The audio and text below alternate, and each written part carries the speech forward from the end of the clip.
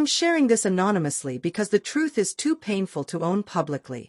This is something I never imagined I'd go through, feeling lost, devastated, and forced to confront the wreckage I created with my own choices. My name is Lily. I'm 24. The man who might not be my husband anymore is Jack. He's 26. We'd been married for 3 years after falling in love during college. I always believed our bond was solid, not flawless, but real and grounded. Jack was my constant, steady, soft-spoken, endlessly patient. Looking back, I realize how deeply I underestimated the quiet way he showed his love. I see now how much I took for granted. We couldn't have been more different. Jack was a homebody, most at ease with a book in his hand or a documentary on the TV. I was loud, outgoing, the one lighting up every party. But not once did Jack try to hold me back. He stood by me through every crowded gathering and every noisy event, even when I knew it drained him. He did it just to see me happy. He never once complained. He brought me coffee in the mornings, dropped whatever he was doing if I needed help, and quietly took care of the household, bills, cleaning, everything. I didn't work. We didn't have children. Still, he shouldered every responsibility without ever using it against me. But instead of recognizing how much he gave, I started to view him as weak.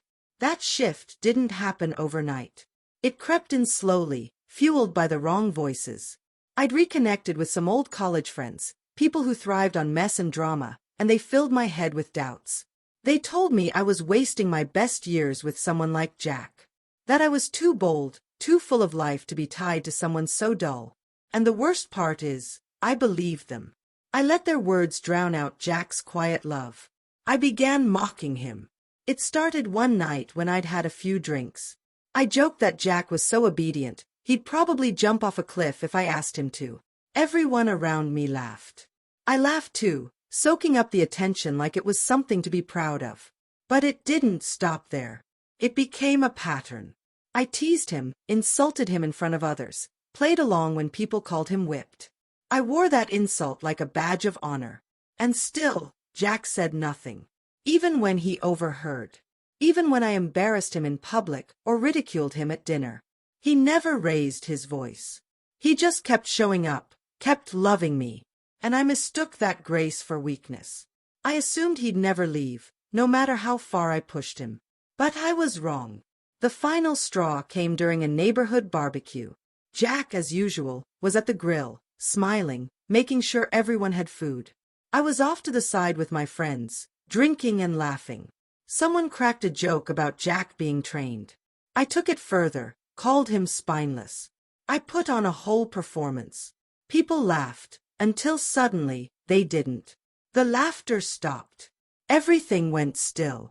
I turned around and saw Jack standing behind me, holding a plate. His face was calm, but there was something cold in his eyes, something I had never seen before. He looked through me. "We need to talk," he said quietly. I followed him inside, half laughing, thinking he was embarrassed and just wanted space. But the moment we were alone, his words hit like a slap. "I'm done being your punching bag," he said, voice calm but resolute. "I gave you everything. And all you did was tear me down. I'm leaving. Your things will be on the porch." I froze. I told myself he didn't mean it. I begged him, pleaded for him to talk to me, to listen. I cried, apologized, promised to change. But Jack didn't shout. He wasn't angry. He was just finished. "No more," he said. "You don't get to treat me like this and expect me to stay." I said I wouldn't go. He looked me dead in the eyes and said if I didn't leave, he'd call the police. That's when I knew. He wasn't bluffing. The man I thought would always stand by me had finally had enough. I packed a suitcase that night, tears blurring my vision. I walked past the neighbors who once laughed along with me. None of them met my eyes. Not even the friends I'd tried so hard to impress. I realized then, they were never really my friends at all. It's been a few days since. I'm staying at my parents' house. Jack hasn't responded to any of my messages. Not one. Maybe he never will. Maybe I don't even deserve that chance. Still, I needed to say this. I destroyed something rare. I broke the heart of a man whose only fault was loving me without limits. I chased the rush of shallow approval and lost something real, something lasting. Now he's gone, and I'm left with nothing but shame and silence. Maybe I am a terrible person, but at least now I'm not pretending otherwise. I did this, and I have to live with it.